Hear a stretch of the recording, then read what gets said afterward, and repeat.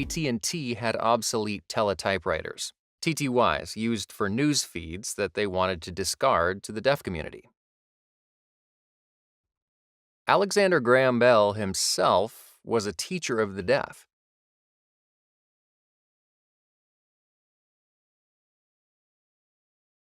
He wanted to develop something to help deaf people hear. So he got involved in sound research to develop a hearing aid.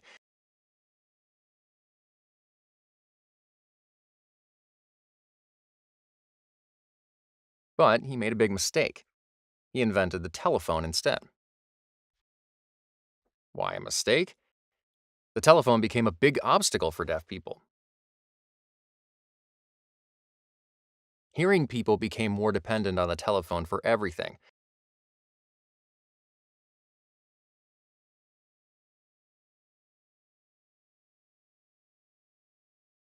Deaf people couldn't. Often, deaf people applied for jobs, and hearing people would ask, "Can you use a telephone?" They would say no, and it was bye-bye. Also, when deaf people enter any room, they see things they can use, such as chairs, tables, and blackboards. But when they see a telephone, they tell themselves, "I can't use it. It reminds me I am deaf and I can't use the telephone." My mother and father told me to go upstairs to one apartment to make calls.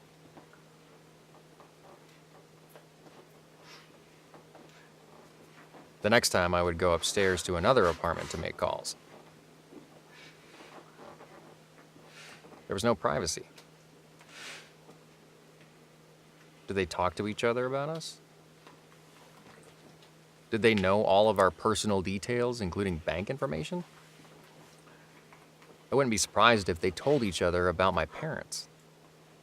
That was part of our growing up. We had no choice but to accept it. My mom didn't like to make plans for me. I asked her if she wouldn't mind making calls for me to make plans. She would say, later, later.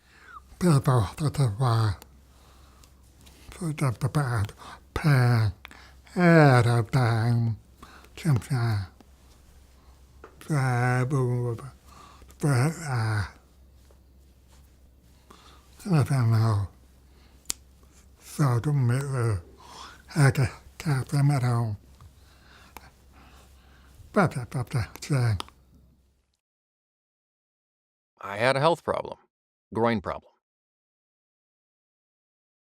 No TTY. I went next door where an older woman was. I asked, "Would you mind calling to make an appointment with my doctor?" "Oh, sure, be happy to tell them I had a health issue and would like to make an appointment. The nurse said, "I must know what the health issue is, or I will not make the appointment."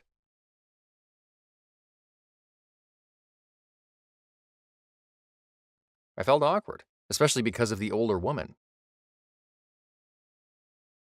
I was forced to say, "I have a groin issue." I grew up as the telephone for my parents when I was very small. It wasn't ideal, and as I grew up, it became more complicated because I had to come home after school immediately to answer the phone. I don't recall how old. Maybe I was 4 or 5 years old when I first started to do that. And I remembered some awkward phone conversations with insurance agents and people, doctors and people like that. I kind of resented it at times in the moment. My friends are going outside playing, but I can't. And my father had this line, "Just a few more. Just a few more," he would say.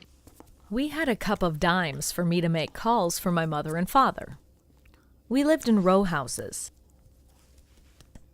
Every time my mother or father needed to make calls to stores or to order cabs, I entered the kitchen to take a dime out of the cup, went next door and asked a neighbor if I could use the phone. If yes, I gave a dime. At that time, we had to pay a dime for each call. After the call, I brought the message home. Sometimes my parents asked me to make another call to get more information.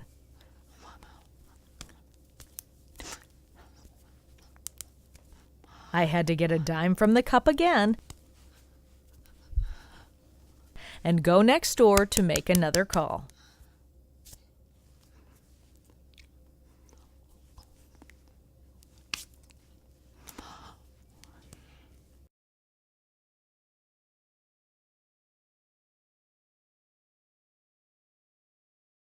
Robert Whitebreck grew up deaf, an oralist, nerd, and lived alone in the hearing world. He studied physics. He invented TTYs for radios as he was a ham radio enthusiast.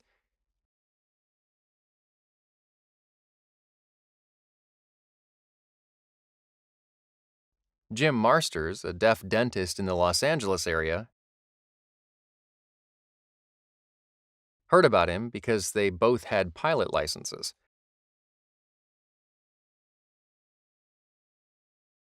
He wanted to meet him. He flew to the San Francisco area to meet him in his home to compare pilot notes.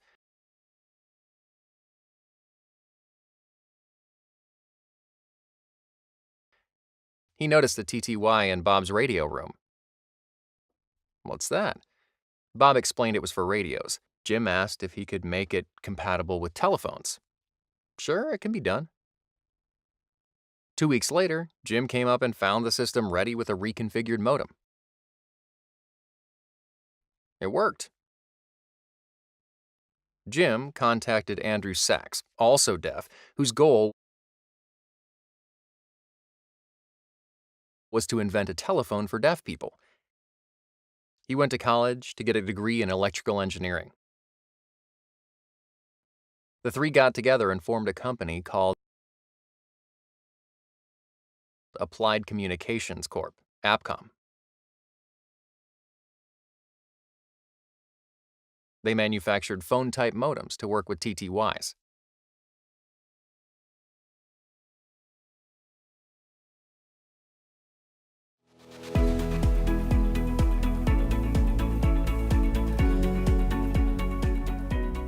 Latham and Nancy Brunig of the A.G. Bell Association for the Deaf and Jess Smith of the National Association of the Deaf, NAD, founded Telecommunications for the Deaf, Inc., TDI, in 1968. Back then, its purpose was to solicit volunteers and train them to recondition and distribute TTYs.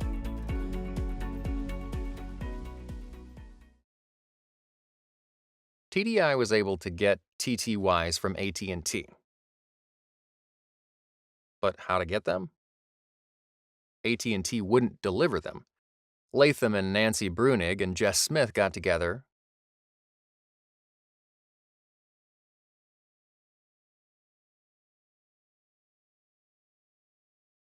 coordinated and recruited deaf volunteers to drive to different AT&T sites all over the U.S. They picked up the machines, searched for locations to store them, and trained deaf people how to recondition the TTYs to be compatible with modems.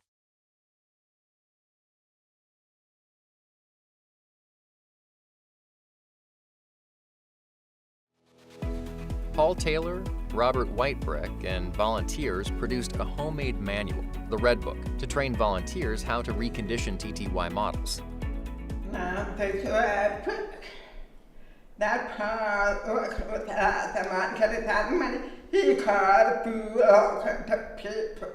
And Bob Whitebrook that flew in from California to Oregon.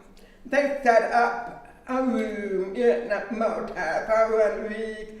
I took in some machine, took them apart, used the camera, took pictures of each machine part, and then they wrote notes that I was a typist, that is pre-computer, so I had a typewriter. So I would type up the notes to accompany the picture. Do like this. Picture. Then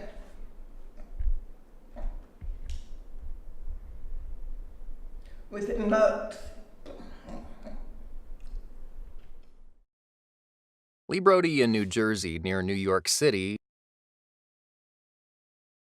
noticed AppCom was selling the phone type for $275, and the price was increasing. He felt there was a need for competition. Also, it appeared AppCom was not producing enough to meet the demand. He decided to work with an engineer and developed a new modem called ESCO for $199. This competition caused AppCom to reduce its price. Lee noticed the need for volunteers in the New York City area. He formed New York, New Jersey Telephone TTY, where volunteers got together.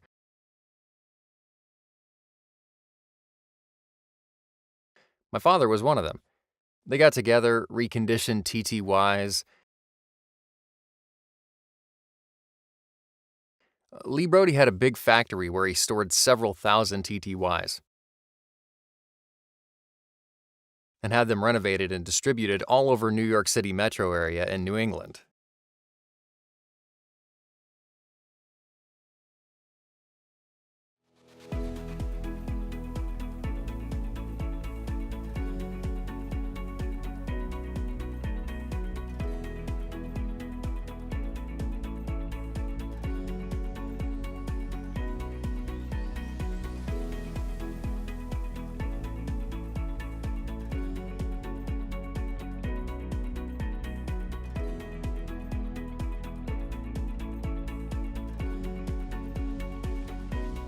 I would go up there every day and have instructions to refurbish all of these donated big monster machines to then distribute to deaf people with the old-fashioned wooden couplers and all of that. It was the first batch of TTYs to hit the New York City area, if I'm not mistaken.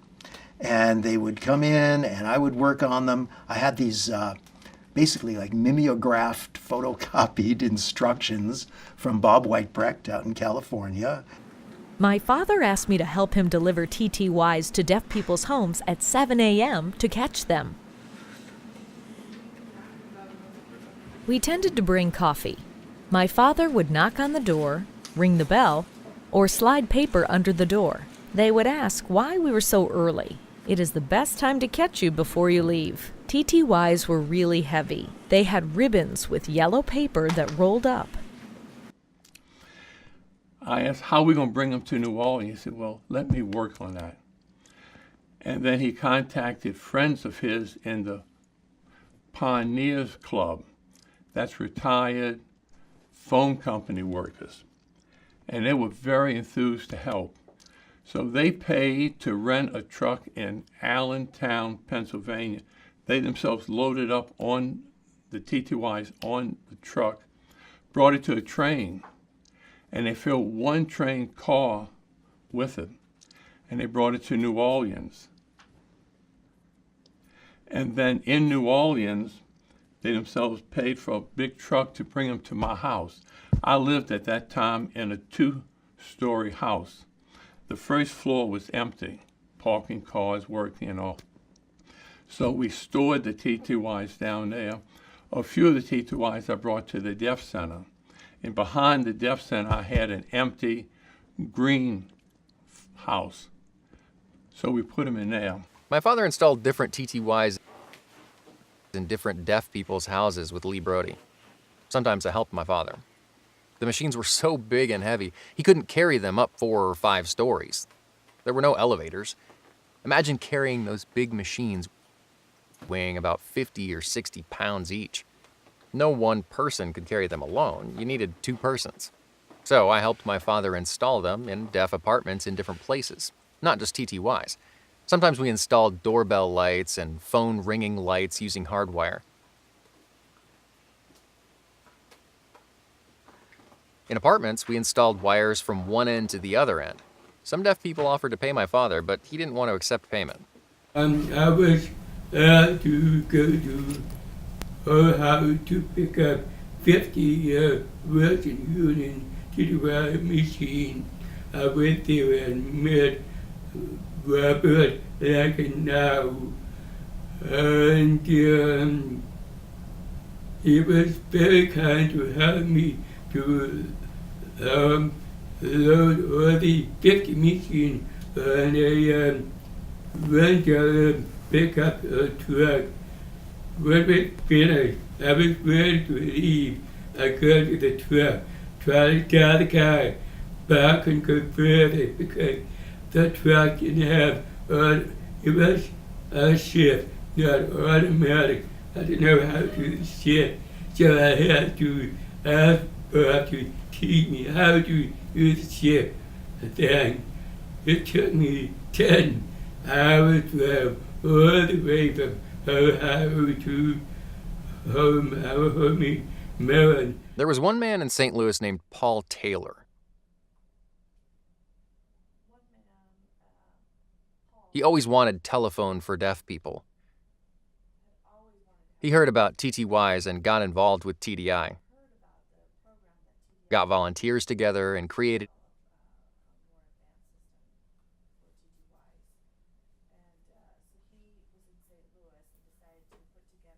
a TTY network in the St. Louis area. Also, he set up an answering service, which today is called Relay Services. He also created a news network and had news updated weekly using the TTY loop system.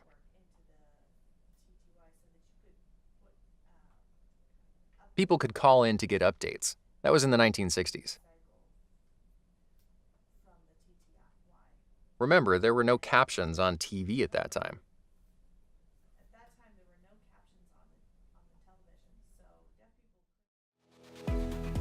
Relay services are telecommunication services between voice and text or video-based devices that enable communications between hearing and deaf or hard of hearing individuals.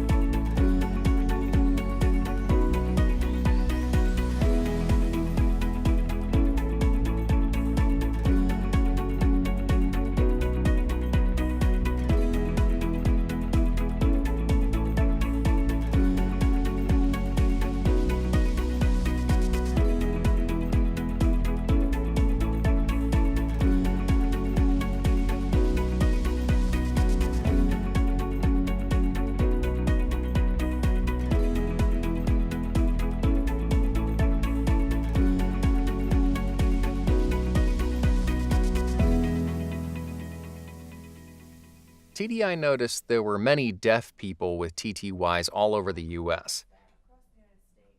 They had their own TTY numbers. They couldn't print TTY numbers in the regular hearing white pages. So TDI published its TTY directory. We called it the Blue Book, with listings of TTY numbers all over the U.S., so they could call each other.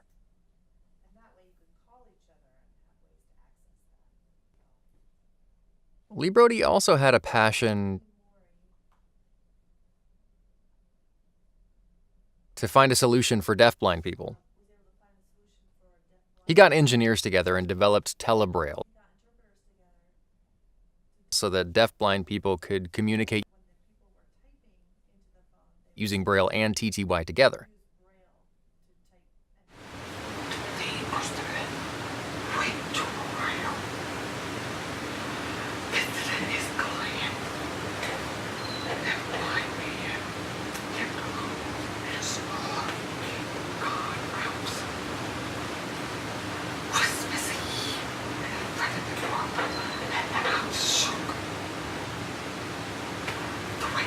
private one. The man put a vibrator under the floorboard. And the time the doorbell would ring, somebody left the door.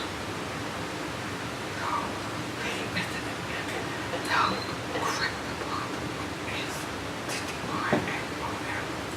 And that was his way of giving back.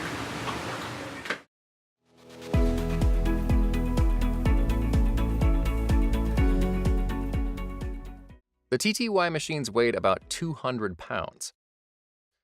The distribution of TTYs was about to end. AT&T had distributed all their TTYs and had none left to give away. There was a need for more TTYs, but none were available. Companies started to make portable TTYs. We called them TDDs, telecommunications device for the deaf.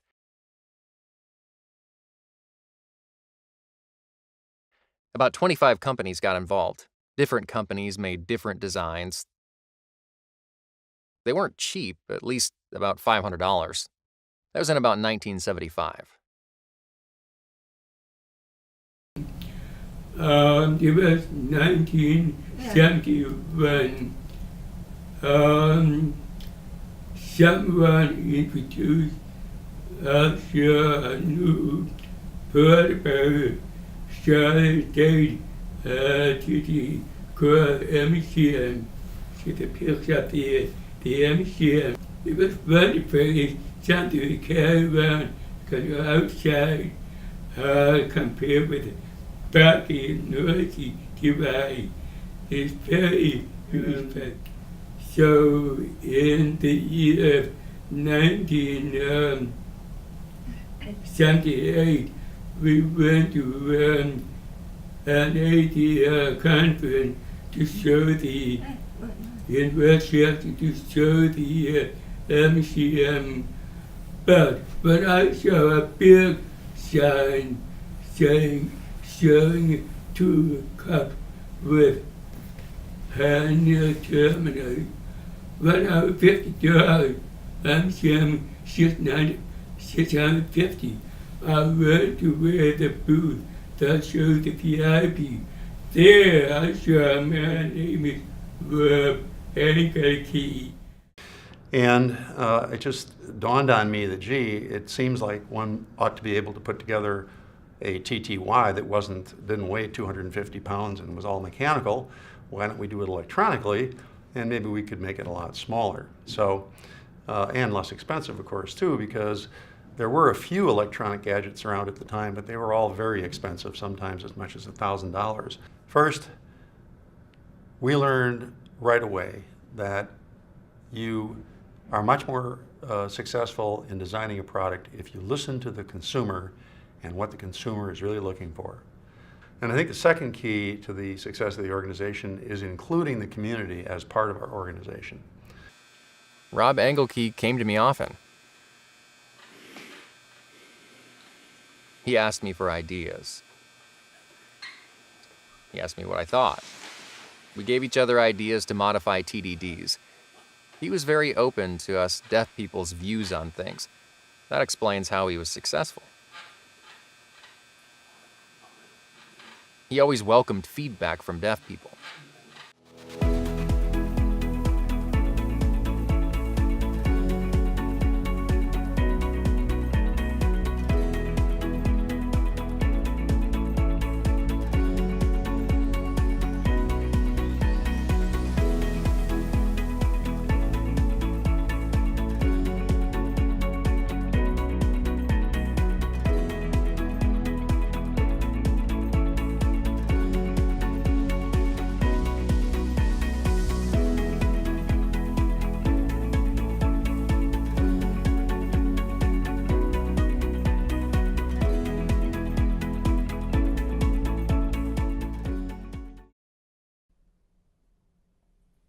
We had relay services using TTYs. TTYs were nice, but the speed was limited to about 60 words per minute typed. Ed Boston, around 1998, decided to use video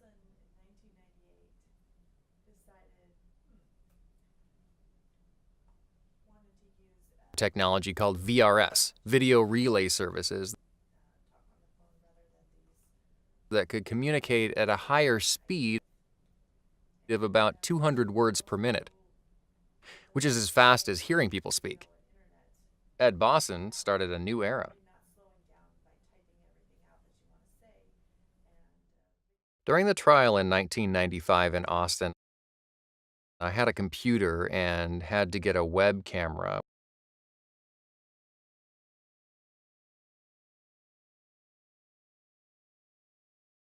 which was about $2,500.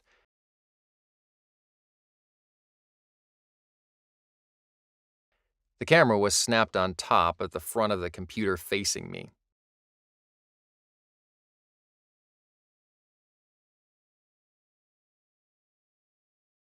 You need to remember, at that time, there were no built-in cameras. Computers were big at that time. We had to rig it to make it work. At that time, computers were not designed for video relay purpose. It was interesting to see how web cameras evolved over the years. I am the mother of 4 children. When my children were small, whenever they got sick or were in accidents, I hated to bother my neighbor.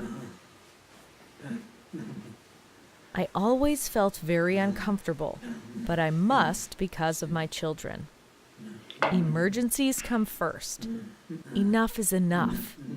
I am so grateful today. Technology made things easier. I now feel, as a mother, 100% independent.